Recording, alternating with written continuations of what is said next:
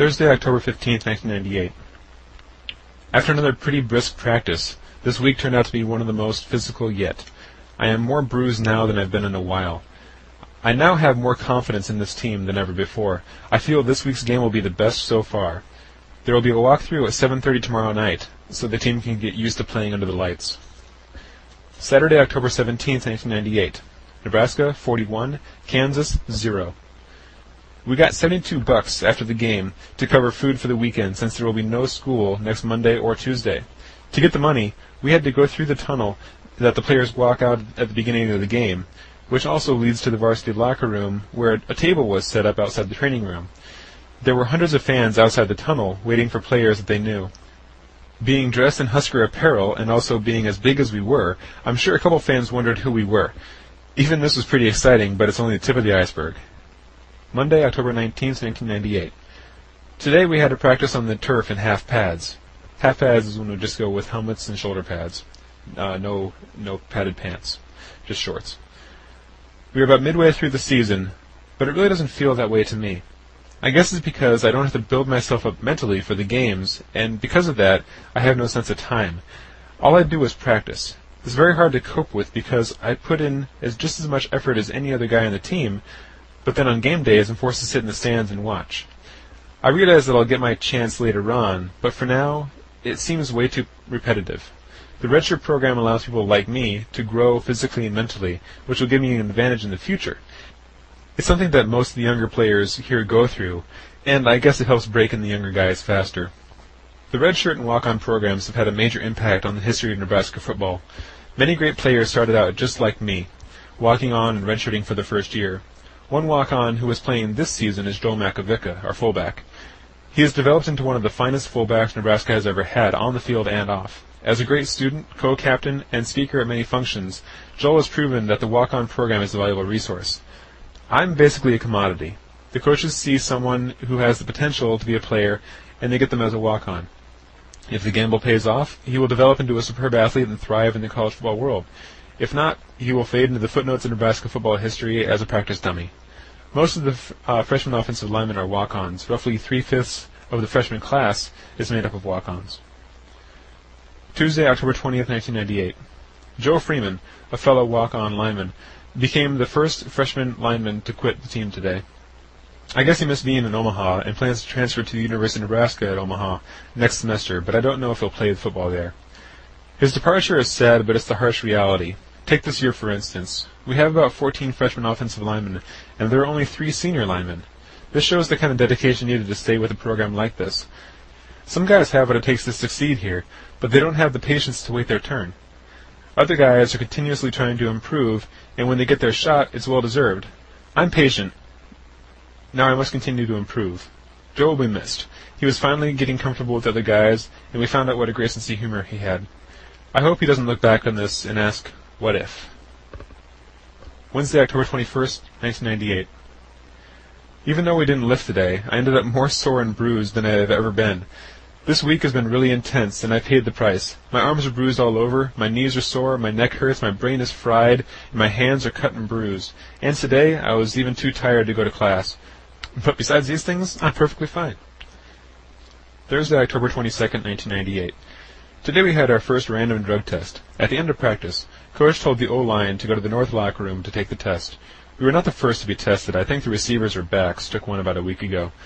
I know I'll pass because I've never done any drugs, and I hope for the team's sake that everyone else can say the same. It's somewhat interesting how these tests are conducted. We all go into the visiting team locker room and grab a cup, and then basically huddle around a lined trash can under the watchful eye of an athletic trainer to make sure that we're actually getting our own urine into the cups. Then we'll put a lid on it, get the temperature read, initial a couple of things which double-check that we have our cup listed correctly and sealed securely, and then we're done. Friday, October 23rd, 1998. As usual on Friday mornings, the O-line was up before the sun and at the weight room by 6:30.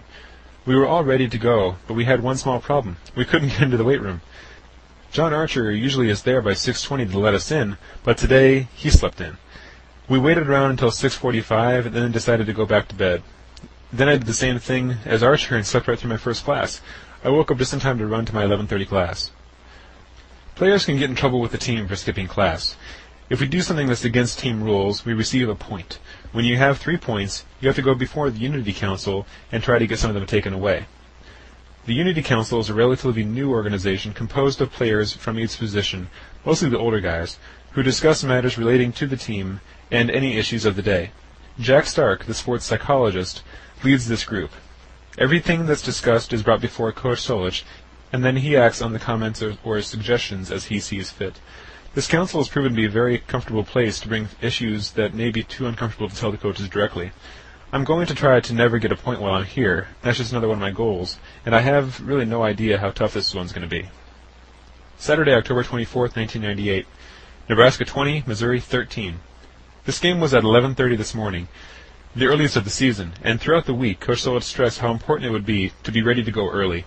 I think the guys were ready, but a few key mistakes early in the game hurt the outlook. In the end, we won in one of the most exciting home games in a long time. This was a good test for the team, and shows us that we can hang with anybody, even though we are a young team. Monday, October 26, 1998. During meetings, we saw how the game looked from the statistical side. The defense had a superb game, with most of their goals being reached. The offense, on the other hand, had only met a few of their goals. The practice today was the most physical one yet, and we were just in half pads. For the first half, all I did was stand around, but the second half was full force, full steam action, and we ran those plays as fast as humanly possible. In my opinion, today was one of my best practices ever because I was really given some good drive blocks and keeping my guys out of the play. The scout team offense, which I'm a part of, runs plays that are drawn up on a card, similar to what the coaches believe the opposing team may run in the game. This gives the defense a look of what they should expect during the game. Many of the running plays have the center chip off the nose guard or the tackle and go for the middle linebacker, and on a couple of occasions I totally missed him. Damian Peter, brother of the legendary Huskers Jason and Christian Peter, and supposedly one of the best football players of the three, is coaching the scout team and constantly cursed me out when I missed the block. The stuff he says would not be acceptable for this book, but it gets me mad enough to try my best in every play. At the end, I was doing the block pretty well, but Damian never said anything. I got a tutor for my calculus class. I haven't been very focused on my schoolwork the past 2 weeks, and now I'm behind in 2 of my classes. I think I got behind because I wasn't studying very well in study hall, and I never do homework at the dorm because there's always something more exciting to do. Tonight, I stayed in the Hewitt Center studying and catching up on my math until midnight, 2 hours longer than what's required. This is what I have to do if I want to catch up. I can see now why it's so hard to be a good student-athlete in a Division I school. The GPA last year for the team was around 2.85, while I'm used to getting a 3.8 in high school. Football takes so much time and energy that when practice and lifting are done, I just want to relax. If I weren't in football, I could do very well in all my classes. Now I'm dragging myself through assignments, fighting sleep, and constantly being interrupted by other events. Tuesday, October 27, 1998. Today was very similar to yesterday. The only exception is that Damian Peter actually complimented me on a block that I put on Jay Foreman. It's not very often that you hear something like that from him, but I took it for what it's worth and worked even harder in the hopes of getting another one. I was extremely tired today, since I had stayed so late at study hall last night. Somehow I got through practice and made the most of it, and even stayed at study hall until midnight again. I'm just a stupid man working hard to be smart. Wednesday, October 28, 1998. A group of the seniors started off the meeting with only the players in the room. This has happened a few times now, but this meeting was destined to be different. Josh Husker, Jay Foreman, Lance Brown, Chad Kelsey, and Sheldon Jackson all talked about the shape of the team and the present conditions. They said we're all spoiled brats, and that having won 3 national championships in the last 4 years has given us a comfort level that makes us think everything will happen by itself. They also talked about how every Saturday we wait until the 3rd or 4th quarter to finally start playing.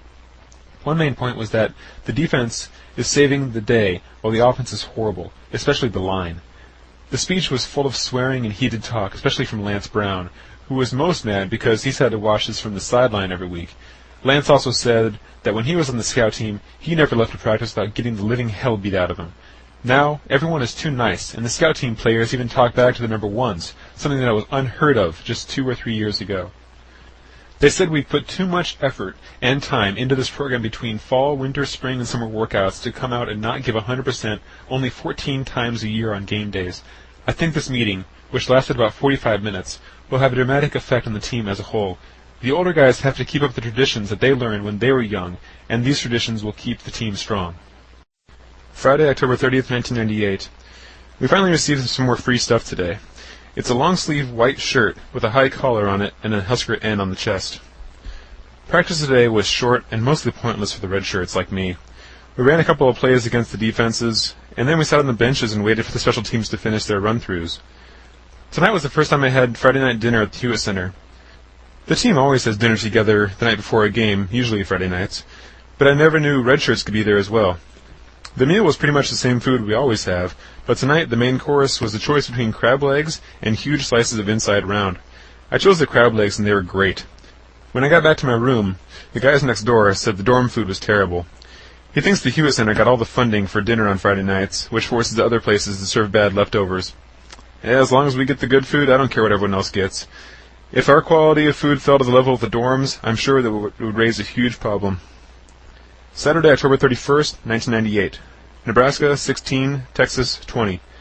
Mike Brown and Eric Crouch had some outstanding personal efforts, but that couldn't stop Texas from slowly dissecting us all game long.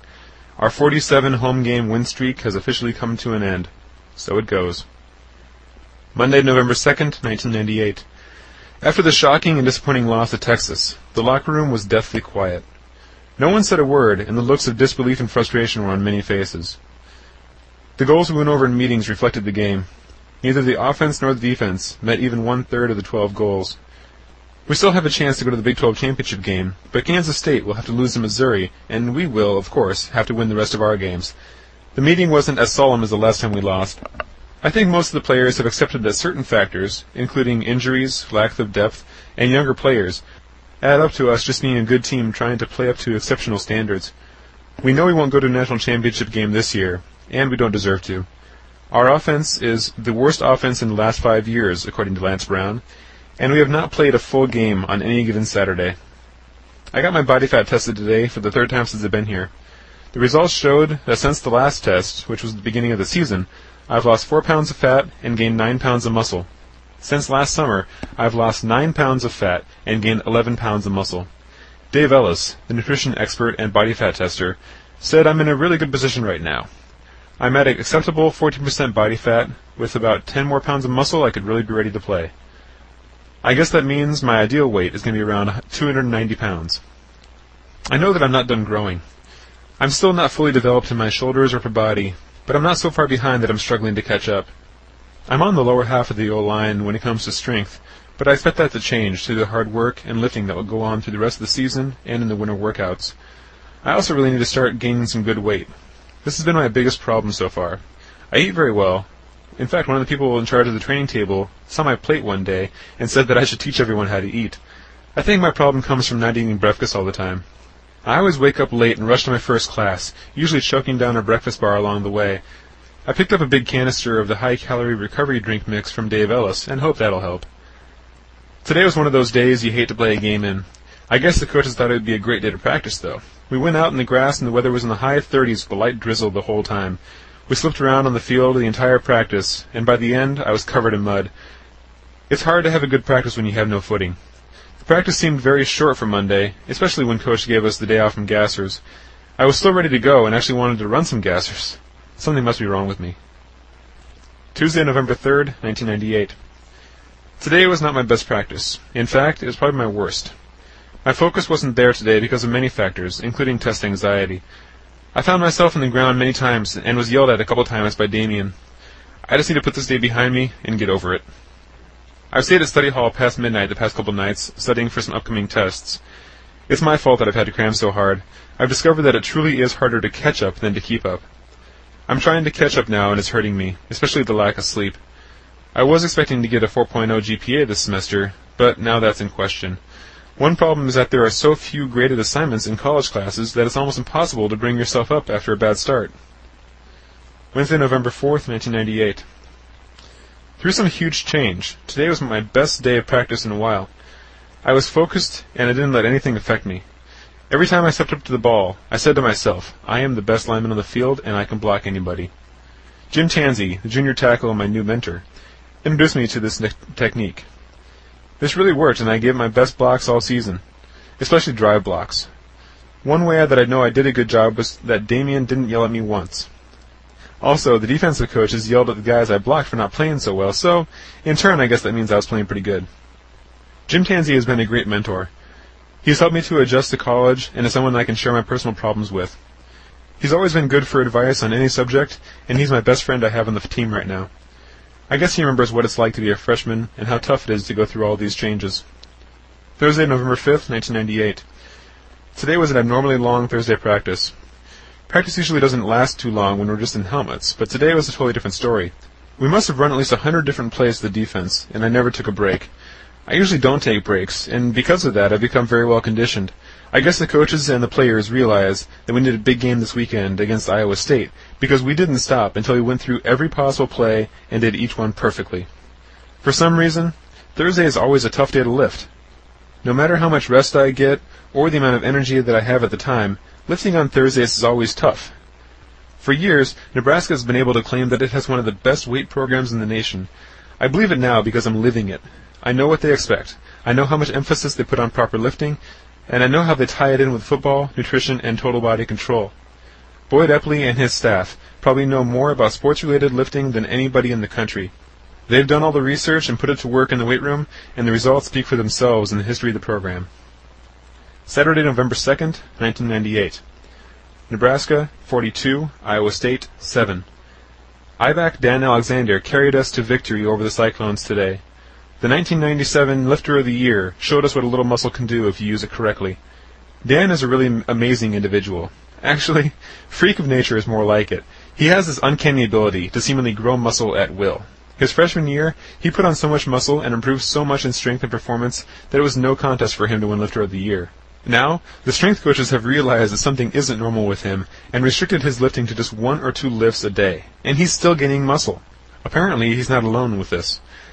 I heard he has a sister who runs track for a different university, and her calf muscles got so big so fast they were starting to tear the skin. Monday, November 9th, 1998. The future of this season looks much brighter after this past weekend. We had a huge game against Iowa State, and finally played a complete game. The defense had one of the best games of the year, meeting 10 of its 12 goals, and the offense was incredibly close to the goals it didn't reach. So, if you scale them a little bit, we played one of the best games of the year so far. Ohio State lost to Michigan State Saturday, knocking them off the top of the polls and putting Kansas State first. This means that if we can pull off a major victory over K-State, and if Missouri can as well, we have a pretty good chance of going to the Big 12 championship game and possibly going to a good bowl after that. I'm sure the national championship is still out of the question, but stranger things have happened. In meetings today, there was an atmosphere of good feelings about the game. Coach Solich must have realized this, so his attitude was very focused on the task at hand, which is the K-State game. He remained very serious the entire meeting and laid down the law about this week of practice, saying that we need a great week with lots of progress on both sides of the ball. He knows that if we get comfortable with a big win, we'll probably take it easy and think it will just happen naturally this next Saturday. He made it plain, as he has before, that we must take one game at a time and remain focused. If we look too far ahead, we might miss what's right in front of our face. Today's practice was a little different for a Monday.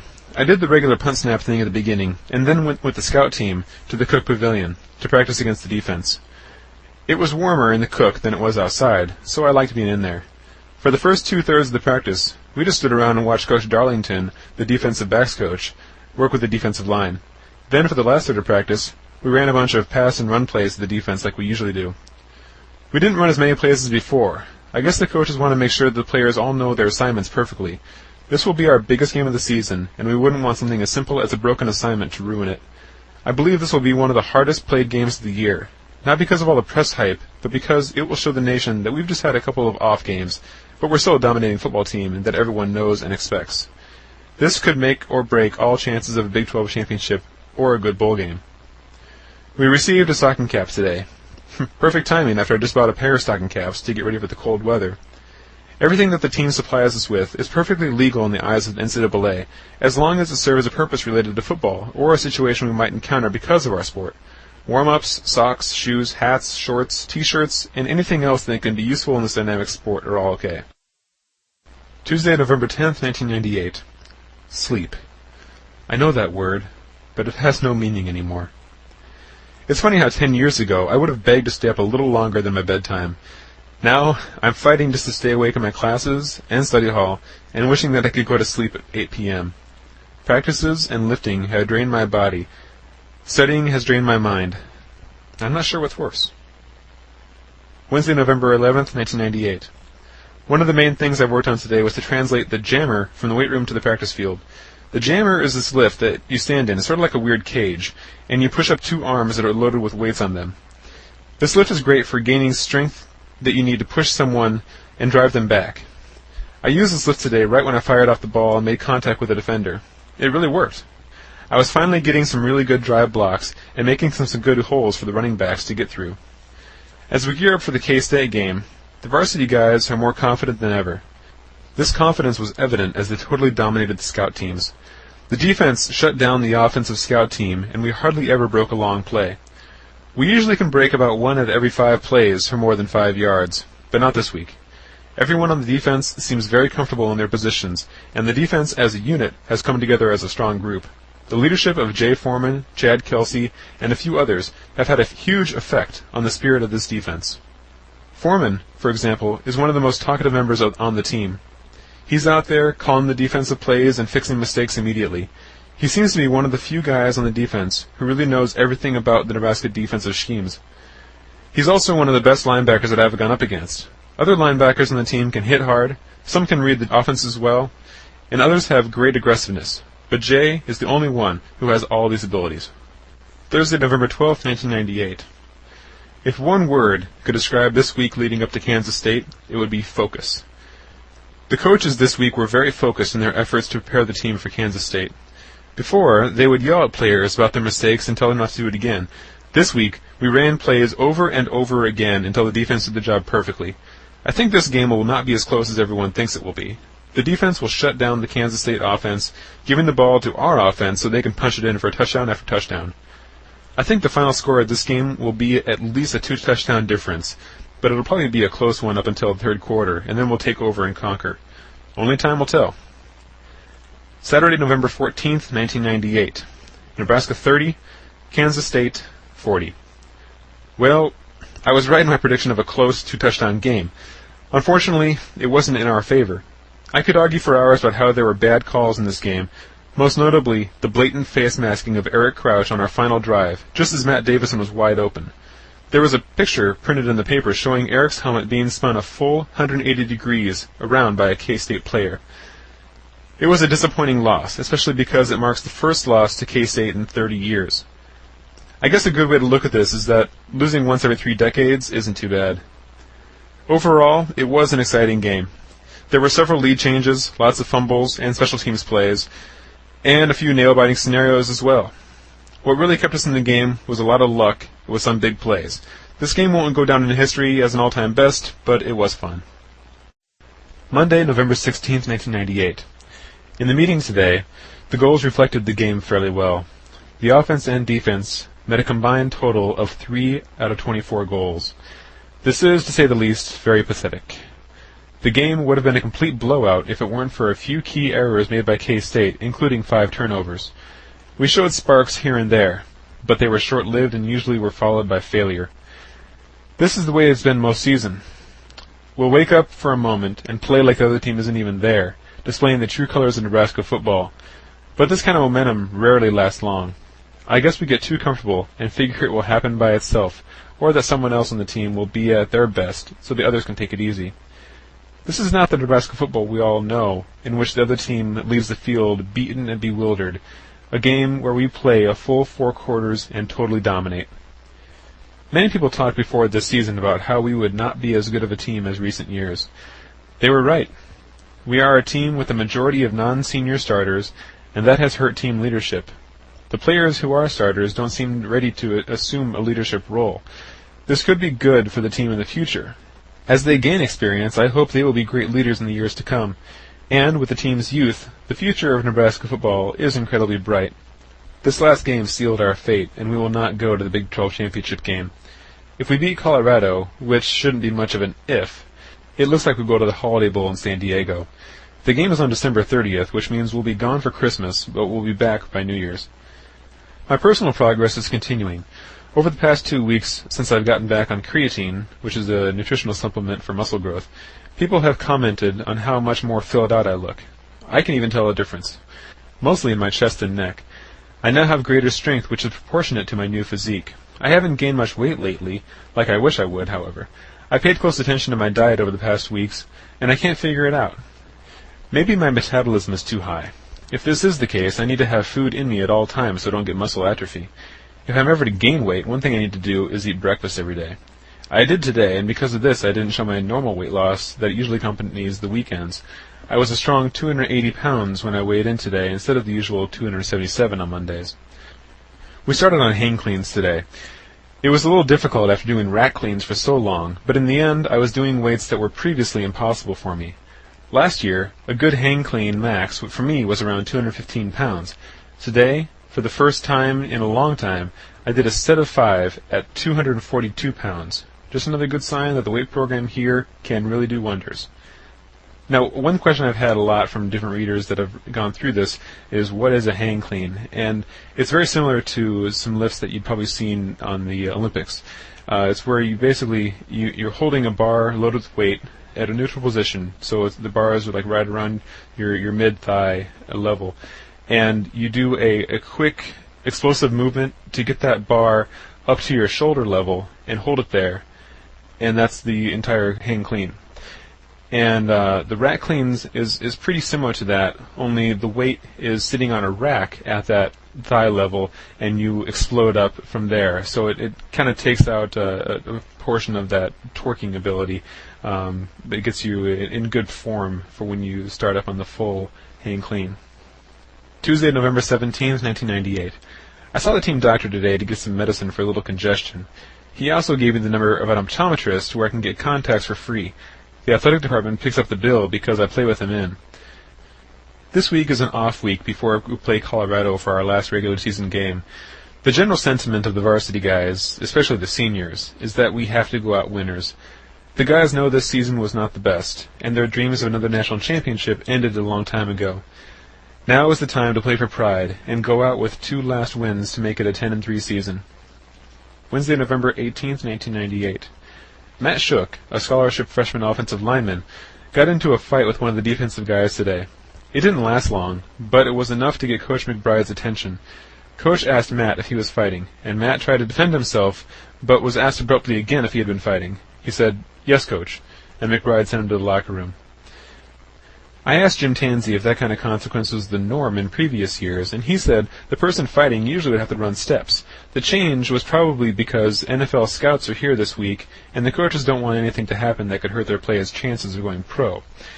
The pro scouts have been here sifting through loads of film, watching practices, observing lifting, and inquiring about all the players. This week is a little more tense because of the scouts, but it makes the older guys work harder to get the attention, and in return, they get better. Maybe we should have pro scouts here all the time. Thursday, November 19th, 1998. Today was full pads again, and left me even more tired than I already was. Our normal routine is off, because we don't have a game this week, and next week the game's on Friday. My mind has been screwed up, and I have to struggle to think what day it is. It doesn't help that this is one of the busiest weeks I've had for a while. Every night this week I've got something to do that takes me past midnight to finish. It really pays to have a good calendar book to manage your time. Being organized has saved me a lot of stress. Today was supposed to be a light day for hang cleans. I finished doing hang cleans with the same weight that I finished with on Monday, the heavy day. When we started doing rack shrugs and then rack cleans, Archer said when we go back to hang cleans we'll be able to do more weight. He was right. For the last set I handled 20 more pounds than my max was 6 months ago. For a compound lift like hang clean, that's pretty impressive. Dinner tonight was a nice change. They moved the food bars out into the eating area, and it was set up like they do for recruiting visits. We had our Thanksgiving meal tonight, and it was one of the best meals I've had here. Everything was so delicious, with the turkey and all the trimmings, and topped off with a nice slice of cheesecake. Friday, November 20th, 1998. This morning's lifting was mandatory for all red shirts. The O-line didn't care, but many of the other guys whined a whole lot about having to get up so early just to lift. I was one of the first people there at 6:20, and we sat around until 6:40 waiting for everyone to show up. About 10 guys showed up after 6:40 and had to run 3 sets of South Stadium steps. This would be horrible to do right before heavy squats, but that's what they get for not doing as they were told. We still don't know where we'll go for a bowl game, but I guess we should worry first about getting a 9-win season. Colorado shouldn't be a tough game, but that's what we said about OSU when we barely came out of that. This next week will be nice, because we only have school on Monday and Tuesday, and then just practice on Wednesday. Then I can go home for Thanksgiving break. I'm not sure what it will be like to be away from my family on Christmas. Instead, I'll be with the Huskers, probably practicing on Christmas Day, and not doing all those traditional things that make Christmas so special. Monday, November 23rd, 1998. We're doing our best to get ready for Colorado without thinking too much about our bowl game. We're in full pads, which makes us all focus a little more, and ran through tons of plays. It was a good day overall. I'm finally starting to gain some solid weight now. I've gained about 2 pounds a week for the past 2 weeks, and I'm now at 283. It's all due to getting up early and eating breakfast every morning. Tuesday, November 24th, 1998. We were in half pads today, which surprised everyone. I assumed we'd be in full pads to get our typical 2 days of full pads per week. Coach also told us that it'd be a split practice, defense in the cook and offense in the main field. He also said that it'd be shorter than yesterday, and that we wouldn't have to do teamwork at the end. This all combined to make a pretty easy practice, but we still ran a lot of plays and worked hard. Tomorrow night, I can go home after practice and spend Thanksgiving break with my family, since I won't be suiting up for the game. I heard that if we wanted to, we could practice with the team on Thursday and then suit up on Friday for the game. I think that would be awesome to be on the field for a game, but I just don't feel to be right. I'm putting my time in on the scout team right now, so I can be there on game days when I'm ready to play. I'll suit up when I know I've earned it. Friday, November 27th, 1998. Nebraska 16, Colorado 14. We barely beat Colorado. The game was saved by the defense and the kicking. The offense was highly unproductive and didn't score one touchdown despite being inside the 30-yard line 6 times. That's not a good way to play a game, but at least Coach Solich preserved the 9-win streak for another year. Now the seniors have one more game to go out winners. Tuesday, December 1st, 1998. Our regular season is over now. We won't be going to the Big 12 championship game this year, and our bowl game future is still undetermined. Today was one of the first weekdays since school started that I didn't have to lift or practice. The only football-related thing I did was go to a team meeting. Coach Solich said he still didn't know who we will play or even where. We're hoping for the Holiday Bowl, but there's still a possibility of going to the Cotton Bowl. We're required to get in 4 days of lifting this week, but I'm taking today off because I need the entire day to study. Wednesday, December 2nd, 1998. We had our first practice today after our nice little break. It was different because only coaches Solich, McBride, and Tenneper were there. The others were out on recruiting trips. We found out that we will play in the Culligan Holiday Bowl in San Diego. The field is grass, so practice will be on the grass today. The weather is unbelievably beautiful for Nebraska this time of year. It must be in the mid-60s in December. It was tough to get going again, and it took a long time to find my groove and play as well as I did before the break. Since we don't know who will play yet, we ran a wide variety of offenses at the defense. The practice was relatively short, and we ran 4 half-gassers afterwards, just going down and back the width of the field in under 20 seconds. Monday, December 7th, 1998. We had another short half-pads practice that ended in 4 half-gassers. It was a productive practice, and I did a good job. On one play, Jason Wiltz swam right over me and made the play. Jason is one of the biggest and strongest men I've gone up against, and he routinely gives me a challenge. We had to bingo it, the call coaches yell when they want us to redo the play, and this time I got straight in front of him and stopped him cold. When the play was over, he looked at me and said, "Yeah, you were ready for me that time." I was, and I didn't want to look bad 2 plays in a row. Coach Solich talked about the bowl game today. We will play Arizona, and most of the team will leave on December 22nd. The rest will fly out on the 28th. The players who go early are those needed for practice, including the redshirts, I hope.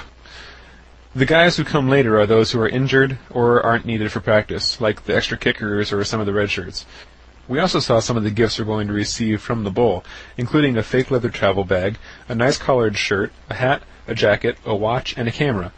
I also hear that we get roughly $500 for food and expenses if we go with the early group. I don't really care when I go. I wouldn't really mind missing Christmas with the family. I just want to go.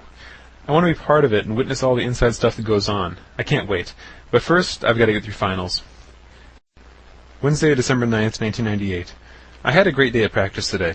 It all started when we were working with the defense in one-on-one pass-blocking drills. Scout team coach Damian Peter was in charge, and I was going up against Jason Wiltz. We went at it, and I put up a pretty good block. When we were done, Jason said he wanted a rematch, and that time I stopped him cold. Damian Peter said, "Yeah, stuff his ass," so I know I got his attention. My blocks were great the rest of the practice. I think it's mostly due to the overall development. I'm getting stronger in my shoulders and arms, and my squat is really feeling much better now. I found out today that I will go down to San Diego with the first group. All but one freshman lineman are going down early. The majority of the freshmen aren't going, mostly because the varsity guys have enough depth in those spots, and they don't need all of them. This means the scout team will have a lot of older guys on it to make up for the loss. Our next practice is on Saturday, which makes this week very nice. I will have plenty of time to study for finals. I'm not too worried about them, I just need to get to work. Saturday, December 12th, 1998. We usually have more good practices than bad ones. However, today's was bad. To start off with, there was no breakfast because the Hewitt Center can't serve us on weekends when school is in session. Instead, there was a table of Nutri-Grain bars and fruit. This had me over for about 30 minutes. The practice started at 10 o'clock in the cook. I was going pretty hard and gave a full effort on the scout team punt by sprinting down to the ball on every kick. This effort, combined with the absence of breakfast, caught up to me later. At 11:30, we were doing inside running plays of the defense. As usual, I didn't have a person to alternate with, and my energy level was falling fast. I got lightheaded and about fainted. Jim Tansey hopped in for me for a couple plays, and then I had to go back and finish out the practice. Coach McBride must have noticed we were all getting tired, because a few minutes before the final whistle, he told us to take a knee and rest. We finished the day with 2 full gassers. I found out after practice that they also can't serve us lunch or pay us anything for the weekend since the university was still technically in session on Saturdays. I wasn't in the best of moods. I took a long nap in the locker room, got some fast food for lunch, and headed home for a long weekend of studying. Later today, I read an email from my dad telling me that before I signed with the Huskers, my high school O-line coach, Joe Vocek, talked to the Nebraska coaches and told them I had unbelievable potential. He said that I had a great frame, great feet, and the possibility to be one of the best players he'd ever coached. This is a great statement because he had coached Outland Trophy winner Zach Wiegert just a few years ago. This brightened my day a lot. Monday, December 14th, 1998. The beautiful weather just keeps on coming. We practiced in half pads on the grass, and it was relatively short and easy. I was very tempted to say I had a final so I can skip practice and get some rest, but decided against it because it would break my almost perfect streak. I've only missed one practice this whole year. Luckily, I haven't been injured seriously this year, and have been the lead player at center for the scout team. The practice ended with gassers, and then I went to the locker room and relaxed instead of lifting. I've been studying for finals like a madman. My schedule is turned around right now, staying up late into the night and sleeping during the day. This doesn't work well with football because I have to be ready to go at the normal time every day. Thursday, December 17th, 1998. Kenny Walker, an ex-Husker All-Star rush end who is deaf, is now working in the weight room as an assistant. He really knows his stuff and put me through one of the hardest workouts yet. I was doing some shoulder lifts by myself, and he came over and made me keep going and going on about 6 different lifts until my shoulders and arms are completely dead. He told me I need to do a lot more shoulder work because this is one of my weakest parts of my body. To be on the offensive line, you have to have big shoulders and a big chest. I'm not quite there yet. I hope after doing this workout many times, I'll catch up with the other guys and start looking like a real Husker. Friday, December 18th, 1998. Short practice today in sweats. We received $105 for the weekend before we leave for the bowl trip. We also received a bag of Adidas stuff, a black sweatshirt, a gray hooded sweatshirt, a black golf shirt, a red golf shirt, a navy blue golf shirt, a black hooded heavy jacket, a black hat, an Adidas shoulder bag, and a pair of Adidas sunglasses. Also, I was able to sell my books back to the bookstore and get another $100. This break is starting off pretty good so far. Instead of going home for the short weekend, I'm staying with Jim Tansey at his apartment until we leave. The dorms are closed now, so everyone had to move out for the winter break. The team can put guys up in a hotel for free, but the team is allowed to give us more money for the weekend if we found other accommodations. Tuesday, December 22nd, 1998. We arrived at the airport at 6:30 this morning just as winter is finally starting to show itself with -3-degree weather. We got another $211 to start us off on the trip. The plane was delayed an hour, so I had a nice nap and more than doubled the amount of sleep I got last night. We finally got on the plane and arrived in San Diego at 10:30. Our first stop was the hotel, the Hyatt Regency, which is the crown hotel in all of San Diego, and checked into our rooms. The 3rd floor of the hotel has several meeting rooms of different sizes, and we took over all of these for various reasons. Some are meeting rooms for different positions, others are administrative rooms like the coach's meeting room, a room for all the video equipment, a training room, and the players' lounge. We had a few minutes to get settled, so some of the guys got their ankles taped, and then we went off to practice. We practiced at the University of California at San Diego. The grass smelled like moss and felt incredibly spongy. It was a typical practice, and when it was over, everyone showered and ate lunch in a big tent outside the locker room. We were then bussed back to the hotel in large coach buses with soft seats and huge windows. We had a team meeting at the hotel, and all the rules and expectations for the trip were laid out. Coach Solich complimented us on not having any off-field incidents this year, and he said he hopes to keep it that way. I then checked out the Players' Lounge, which I think will be my home for the next couple days. In it are about a dozen different arcade games, all set up to play for free. There's also a wall-long table full of snack foods like granola bars, Pop-Tarts, fruit, and many other healthy snacks. Next to these are 4 big glass-doored refrigerators with water, juice, iced tea, pop, milk, yogurt, pudding, applesauce, and more. One nice thing about being sponsored by Culligan is that we get as much bottled water as we could ever want. At 10 o'clock every night, there will be a hot snack like nachos, pizza, tacos, and hamburgers. We also get a free shuttle van to take us anywhere we want to go in the city. Jimmy and I went to a huge outdoor mall called the Horton Plaza and walked around for a while. We were tired after this long day and called it a night by 11:30. Wednesday, December 23rd, 1998. We had our first and only scrimmage of the trip today. There were a surprising number of fights on all sides of the ball. While I was standing on the sideline on a break, I overheard one guy say, "We are no more than just a really good high school team." Jim Tansey said there are way too many egos on this team. Later in the day, I was talking to Sheldon Jackson, starting tight end, and he said some of these guys think that once they get that N on the helmet, all the opposition will just roll over. The scrimmage lasted forever, and at the end, all the guys who were caught fighting had to run extra gassers. Lunch was at the practice site again, and then I went back to the hotel for a quick swim with some of the other linemen. In the pool, I learned just how hard it is to play chicken and carry a fellow 300-pounder on your back, even if it is in water. Later, we had dinner in the hotel ballroom. It was all gourmet food, and it was incredibly delicious. I went out to see the city again tonight. Jim and I went to a jazz bar to see some live local music, and enjoyed seeing some of the nightlife in the city outside Nebraska. At first, it didn't look like we would get in, since I'm only 19, and you have to be 21 or over. Luckily for us, the doorman was bored, the night was slow, and we were able to talk football long enough with him until he finally said, "Go ahead, have fun." My pledge to not drink during college lasted a full semester. Everywhere we've gone so far has been pretty deserted. Some people in one of the shopping centers said it's because most of the locals either don't do much during the holidays or they're out of town, some of them going to the mountains east of here to ski. We're hoping that the city livens up a little bit. It's pretty boring right now. There is one amusing thing about this city. The temperature is getting down into the 50s in the evenings, and the locals are in shock. They are bundled up in their heaviest jackets, and those poor souls who run the kiosks in the outdoor mall are having to buy space heaters just to stay warm. All of us players are just fine in shorts, t-shirts, and sandals, which cause the locals to look at us like we're trying to create a scene. Apparently, they forgot the rest of the country actually has seasons. Thursday, December 24th, 1998. I went to meetings today at 10 this morning, and then went back to bed until 2 in the afternoon. This is the one day the team gets off for the whole trip. A bus went to Tijuana at noon, but we didn't make it. Jim and I went to Hooters for lunch, and we each got a Christmas gift from our waitress, Renee. It was only a card and a little chocolate bar, but it was a thought that counts, and she said she felt bad for us being away from home on Christmas. We were very grateful for the cards, so we had a dozen roses delivered to her while she was still working. She later called to thank us and said she was baking cookies for the whole team. These cookies turned out to be pretty bad, but once again, it was a thought that counts. We then did some shopping and went to some dance clubs and saw a bunch of other players there. We ended up having dinner at Denny's, and later ordered half-pound hamburgers and soup from room service at 12:30 in the morning. Merry Christmas. The following is a little afterthought section I put in.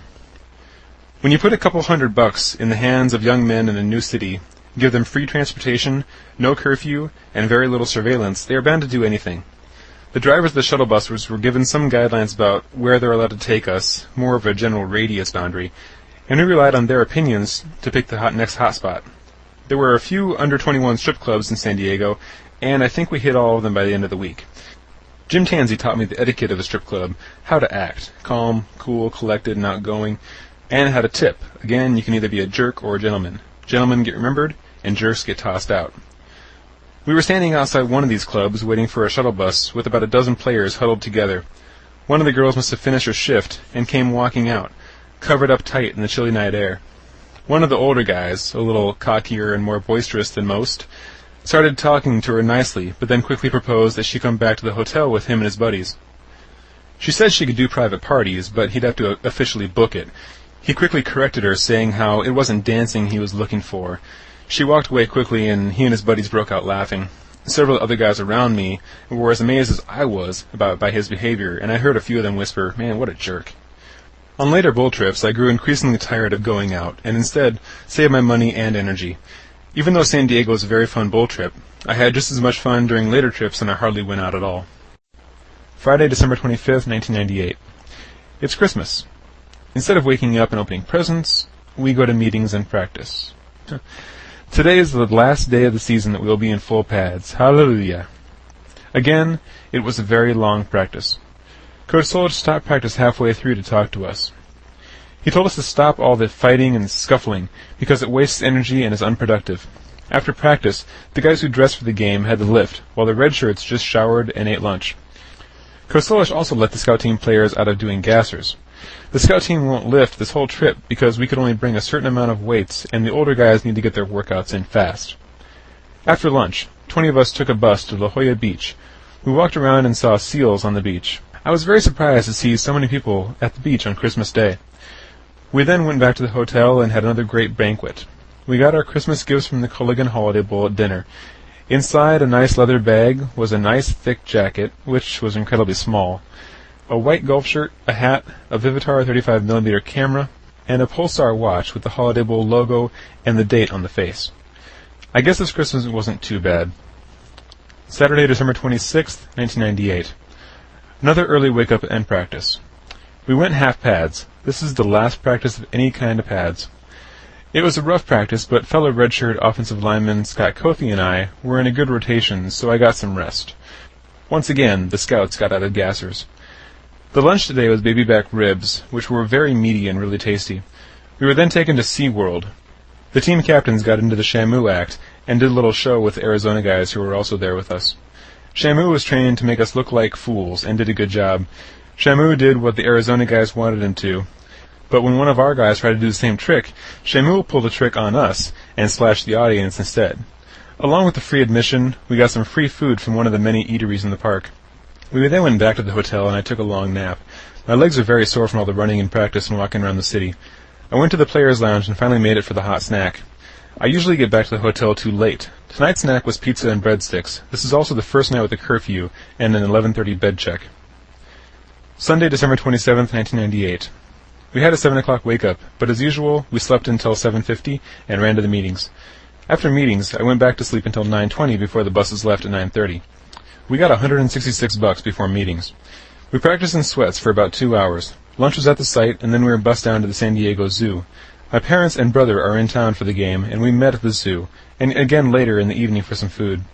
Another lazy, boring night with an 11 o'clock bed check. Monday, December 28th, 1998. This was my last practice of the year, and it was in sweats. Always a great way to finish. The rest of the freshmen and the injured players arrived today. We had meetings and then took the buses to the naval yards and boarded the USS Peleliu. After a good lunch and a short program, we got the full tour of the ship. A couple of helicopters were on display, and there were also a couple of Hummers with .50 caliber guns on them. Arizona brought their mascot, dressed in the big-headed Wildcat outfit. I didn't see this happen, but the girl inside the outfit couldn't see the edge of the ship and fell overboard.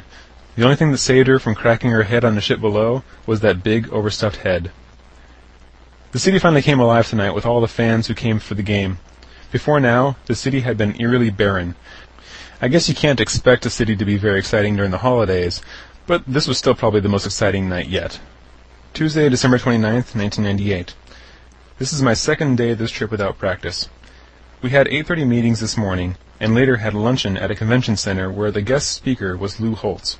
Coach Holtz was an amazing speaker, and it's easy to see how great of a motivator he is. After lunch, I did a little shopping in a seaside village behind the hotel, and then went back for the 3 o'clock meetings. The guys who will suit up for the game went to Qualcomm Stadium. My brother and I took a trip to Tijuana. We only spent about an hour walking around Revolution Avenue, and saw pretty much all of Mexico that I ever wanted to. I bought some blankets and some other knockoff items. As soon as it was getting dark, we were out of there. Perhaps the only amusing thing we saw while we were there was a sign on one of the businesses that said, "Sorry, we're open." I made the mistake of pointing this out to my brother and laughing, which drew the attention of the couple guys who were apparently part of the business and tried very hard to get us to come inside. If the stories from some of the guys who were down here from a couple days ago are true, I'm glad we didn't go in. Donkey shows, mother-daughter duos, you name it. That's all I'm going to say about that. After getting through customs, we went to Hooters and saw firsthand just how busy the city really is getting. Thousands of people are pouring in and filling the downtown area. I spent most of the night with my family. Wednesday, December 30th, 1998. Nebraska, 20, Arizona, 23. We picked up $65 at breakfast as the last of the money that we'll get for this trip, for a grand total of $547. With a team of 180 guys, that adds up to a lot of money. At 2:30, we had a police escort to the stadium. I found my parents at a big tailgate party and sat with them at the game. The game was great for the defense, besides a few key errors, but the opposite was true for the offense. The inferno at Nebraska football that lit the whole country just a few short months ago has now been reduced to a campfire, with sparks of greatness jumping out here and there. There's a lot of fresh wood on the fire, and it will only take time before they catch and add to the whole. The potential for our team is immeasurable. We really need to work hard and stay healthy. We lost the bowl game 20-23, and I felt responsible at the end, even though I wasn't playing.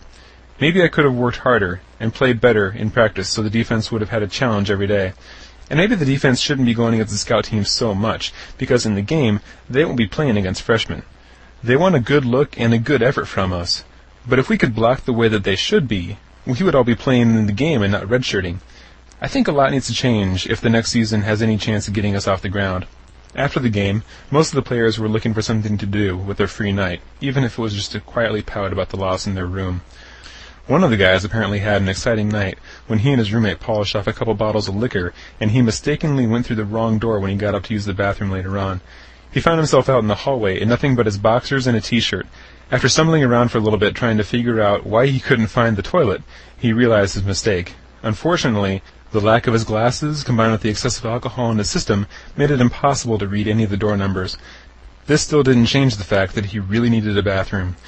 Unable to locate a restroom on the floor, he finally had to make use of a trash can by the elevators. He wasn't sure if he was on the right floor to begin with, so he hopped on the elevator and hit the button for his floor. Nothing happened. Undaunted, he hit the button for the floor with the players' lounge. From there, he would try to regroup and get his bearings. Making it back to his floor, he carefully went room to room, reading the numbers slowly and putting the puzzle together. He finally found his room, but at this point needed a restroom again. Not having a key on him, he began knocking in hopes that his roommate would get up. No luck. He knocked for a solid 15 minutes, resting only long enough to urinate in the trash can set outside his neighbor's door. His roommate finally opened up the door after his alarm went off, did a double take, and watched him fall wearily into bed. He said the flight home a few hours later was not the most pleasant. End of the year summary. The year started off with a sort of country club atmosphere. Everyone was happy, living in a bubble of predestined victory. The bubble burst many times during this 9-4 season. One reason, which everyone noticed, was the lack of strong leadership. We had our leaders, but they were never vocal enough or in-your-face enough when you made a mistake. It was too laid back. Another reason that the season failed was the false belief that when you have that N on your helmet, you will automatically decimate the other team. Other reasons include the list of injuries to some of our top players, the overall youth of the team, and the weakness of the O-line. The attitude is now very much down to business. For me personally, this first year was a huge transition. I was forced to dive right into football, college, and all that college life entails. It took me a little while to adjust, but now I have a lot more confidence, and I'm looking forward to the future here. In short, I got my butt kicked over and over every day, and it seemed like the only time I ever did anything well was when the other guys were letting up a lot. I've got a long way to go. 1999 winter conditioning. Friday, January 15th, 1999. School started again on the 11th, and we've had all this time off from football. We're not required to go lift, but I did anyway, just to keep my strength where it should be and also keep me in shape. We had our first team meeting of the year today. Coach Solich recapped the year and gave us hope for the next year. In his typical style, he didn't tell us anything that wasn't painfully obvious. After this meeting, all the O-line guys met in Coach Seneper's office. He talked about the need for unity within our group and also how we need to get huge and show how to dominate again. Coach Seneper then left and the seniors talked to us. They said one of the first things we're going to do this year is build unity. One way we're going to do that is by having everyone lift at the same time. If we were not there by 7 in the morning and we don't have an excuse, we get 3 sets of stairs. Every unexcused absence after that adds 1 stair to that number. Even if you're excused with a legitimate reason, you still have 1 stair because you missed a workout, and you have to make up your workout somehow. We will lift in the morning 4 days a week, and we will have running and other activities in the afternoon. This year, there will be a rebirth in Nebraska football, and it will start with the O-line. I had my body fat tested today, and it wasn't anything good to report. I guess the winter break wasn't very good for me because, according to the test, I lost a little muscle and gained some fat. I'm now up to 16% body fat, the same as when I started. I know this isn't good, but I also know this is temporary. Once I get going in the full swing of the program, I will see a whole new David Kolowski. Wednesday, January 20th, 1999. We had testing today and nothing really changed. I gained a ½ inch on the vertical jump and was slower by a couple hundredths of a second in the 40-yard run and the agility run. It really wasn't too bad if you consider that I'm 10 pounds heavier since the last time we tested. I hope that will factor in making my score for each test a little better than the previous one. This testing session is also an open tryout for any student who wants to be on the team. They go through every test just like we do, but in the end, it's very hard for any of them to get noticed by the coaches. Rarely, someone will test well enough and be asked to join the team for winter conditioning and spring practices, but it's very hard to actually make the official roster or see any playing time. Thursday, January 21st, 1999. Today was the first official day of lifting, and it started early. The O-line met at the weight room at 6:50. Anyone later than 7 had to run. I was there at 6:30 because my carpool leaves at 7:30 to go to my class, which I have to observe teachers at an elementary school. I don't know if I'll be able to make all the Tuesday and Thursday lifts. I think it's pointless just to do 2 lifts and get sweaty, so I'll have to run back and take a shower. I also don't know if I can push myself to get there a half hour before everybody else on those days. I finish my lifting later at 4 o'clock. We have a few more additions on the O-line. I don't know all their names yet, but the ones that I got are Aaron Patch and Dan Swantek. Friday, January 22nd, 1999. We lifted at 7 o'clock again. I got more done today because my first class is at 8:30. The weight room staff is much more critical about our form and weight than they have been for a while. They know of our goals as a unit, and they're doing their part to make sure everything happens like it should. Monday, January 25th, 1999. Tonight we had dinner meeting with Dave Ellis, the team nutritionist, about what to eat and how to eat. Basically, he wants the O-line to become the biggest and strongest position on the team, and that will come with the combination of proper eating and weightlifting.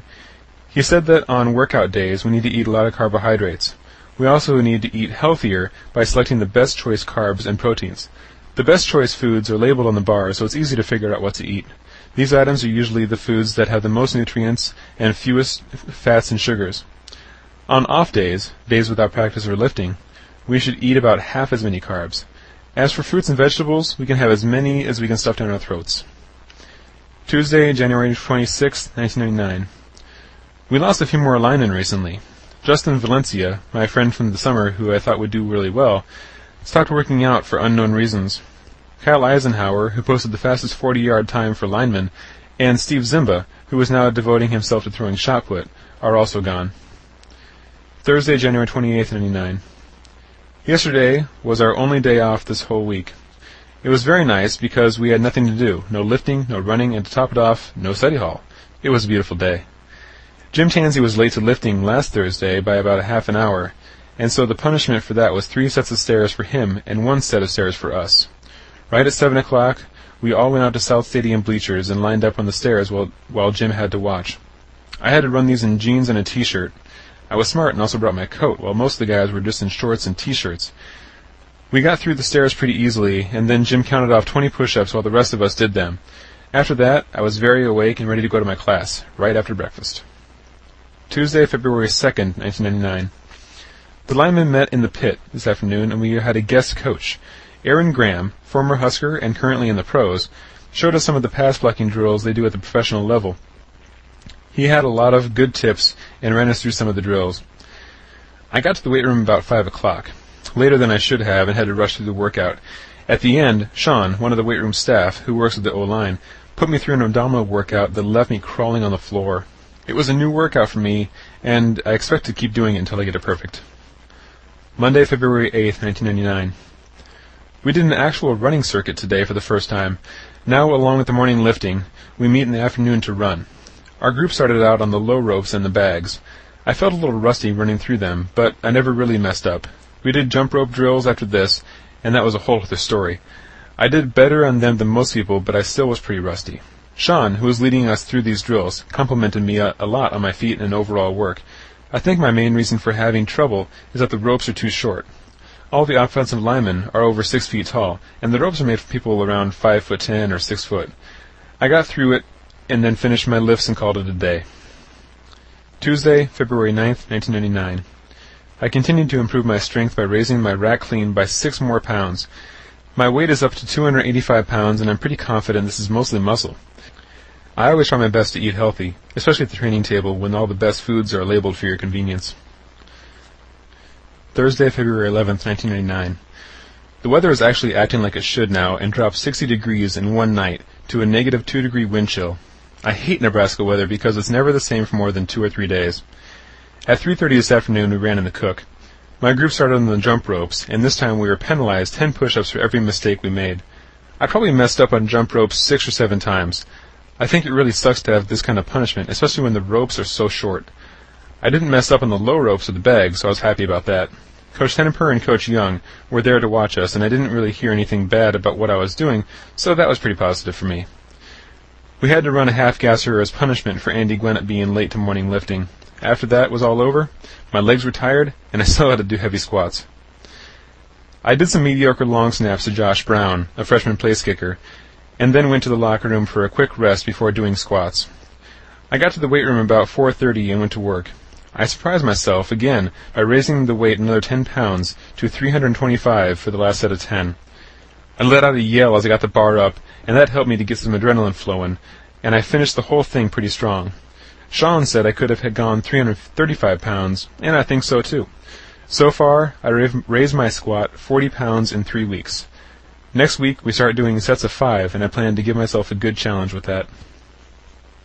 Friday, February 12th, 1999. We played racquetball today for our running workout. I played freshman tackle Scott Cothe and beat him 2 games out of 3. I took lessons from Danny Cork, another freshman, and have really improved my game. I went around and interviewed Dennis LeBlanc, Boyd Epley, and Dave Ellis for a speech that I plan to give about a side of Nebraska football that most people don't see: academics, training, and nutrition, respectively. Boyd Epley told me about his plans to build a huge all-in-one training facility at the north end of the stadium. It would have a bigger weight room with the state-of-the-art equipment and a complete testing facility with 2 whole football fields of AstroTurf. It will cost $50 million, and he hopes to start building in the next 5 to 7 years. The stadium is currently getting a facelift by adding a new press box and skyboxes. It's supposed to be pretty amazing, and is, at my best guess, about halfway done. A third of it has windows up, and the rest of it is mostly naked steel beams. The outside is almost complete, and looks really good. They just finished tearing down the old press box about a week ago. Tuesday, February 16th, 1999. Today was the first day since I've been here that I couldn't complete my lifts due to injury. I have a shoulder strain, and it caused me to break my 7-month streak. I went to the trainers, and they didn't really diagnose it. They just iced it and told me not to do anything with a lot of arm movement. Thanks anyways. John Archer, our head strength coach, wasn't too happy with this. He's the type who wants you to do your lifts no matter what and go as hard as you can each day. We've become so accustomed to hearing him turn down requests for reprieve that it's become an inside joke. "Archer, I'm pretty sure my back is broken. I can't feel my legs. I don't think I can squat today." "Nonsense. Just add 10 more pounds to your last set and you'll be fine." Wednesday, February 17th, 1999. I had my body fat tested today, and the results were very good. I not only weighed in at a record 285 pounds, I lost 3 pounds of fat and gained 8 pounds of muscle. Dave Ellis said I could have one of the best reports of the winter if I kept up this kind of progress. He also said that I had the frame to be a real man out there in the field. I think he's on to something. Thursday, February 18th, 1999. My shoulder still hurt today, and I was unable to do all my lifts. I did all the squat, 365 pounds for my last set of 5, but I had a little trouble with it. I don't think Sean believes I can make it to 405 pounds for my last set in 2 weeks, but that is my goal. Dan Morrison, a fellow redshirt freshman from Council Bluffs, Iowa, just quit. It wasn't his choice. He had a strange medical condition where his spine is shrinking. He said his brother had it, and he's starting to show the signs of it. This just adds to the list of players who aren't coming back. Steve Zimba is much happier now throwing for the track team than he was with football. One of the guys who was a year ahead of me, Lonnie Fulton, also recently quit because of medical reasons. I hope this was the last of the attrition, but I know it won't be. Some of the guys will get hurt, others will quit for academic reasons, and others will have something happen to them that they can't put in the papers. All we can do is keep looking to tomorrow with a positive attitude. Monday, February 22nd, 1999. This was a rough day. I didn't get much sleep last night, and really didn't do anything or eat much over the weekend. That'll cut up to me today. I only messed up 3 times at practice, once in the bags, which is unheard of for me, and twice on the jump ropes. After running was over, I was totally dead. I took about a half hour to recover and then finished lifting. Afterwards, fellow freshman lineman Aaron Patch and I played some racquetball and ended up beating him pretty soundly. The bright point of the day was that study hall was called off for the night due to a snowstorm that rolled in this morning. It started snowing at 7, didn't stop till 11 tonight. Everything is icy and covered in snow, and I had to catch myself from falling many times. I hope my morning classes call off tomorrow, and then I can lift in the morning and use the rest of the day to get some work done. Tuesday, February 23rd, 1999. I was finally able to do hang clean today. I did 264 pounds for my last set of 5, and I didn't have much trouble except that my shoulder was slightly affected by it. We did press protection drills with Aaron Graham again, and I'm getting better. We did some different drills today, like shuffling sideways while punching a 45-pound plate into the air, and popping a heavy ball back to the thrower, both done with a good stance and proper form. I received my first email from the elementary class that I'm a pen pal with through the HELP program. HELP stands for Husker Email Literacy Program. The first email is just basically an introduction and sharing of vital statistics. I think this will be kind of fun to do. Thursday, February 25th, 1999. Billy Diekman, another lineman with us, hurt his knee today while running shuttles. He planted wrong, and the sound that came from his knee and his mouth would have made you believe he totally blew it out. Later I heard from Doak Ostergaard, the head trainer, that Bill just strained his knee. He really got lucky. Something that sort of makes this scene funny is that we had a guest coach from Japan here today, and he had a video camera to tape what we were doing.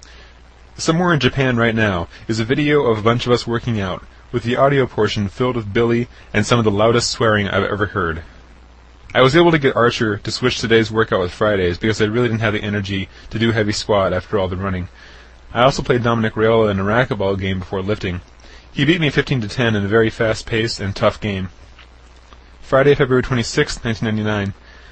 Brian Nelson, a good friend from high school, came down and made an unofficial/official visit. He's been asked to walk on for next year, and I'm pretty sure he'll accept it. He came down at 2:30, and we went over to the stadium. He watched us do our pass pro stuff, and after that Jim Tansey took him to the training room and talked to him a while I was lifting. We ate dinner with Aaron and Jimmy, and talked about football and everything else we could think of. Later on, we took him to a huge party at Ralph Brown's house. He's the starting defensive back. It was busted around 11:30, so we went to a truck stop and got some good old greasy food, and then called it a night. I think he enjoyed his visit, and now he'll be able to make a stronger decision about coming here. Tuesday, March 2nd, 1999. We started a racquetball tournament, and I'm staying in live in it so far. Today I beat Dave Volk and Russ Hochstein, and I'm in the semifinals. We should have a winner by Friday. Russ has become quite the media darling in the past few weeks. We've had a photographer come into the weight room and take pictures of him, and he's been interviewed about all sorts of topics. We have only 2 more days of lifting in the mornings, and I can't wait to get over with it. Russ Hochstein has a pretty good story about himself, too. He came from a small town in northeast Nebraska, and really made a name for himself at Nebraska. Developed a lot. He had to gain a lot of weight and gain a lot of strength, but he did consistently over the time he was there, and became one heck of a starter for us. And he's been playing for the New England Patriots for the past couple of years and doing really a heck of a job there.